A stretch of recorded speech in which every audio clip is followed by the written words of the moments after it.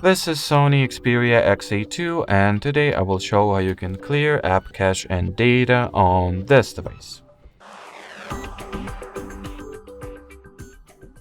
So firstly, you will need to launch Settings, then go for the Apps and Notifications category. Onwards, open the full list of installed apps. Find whatever app you would like to erase the data for. Then open the storage page.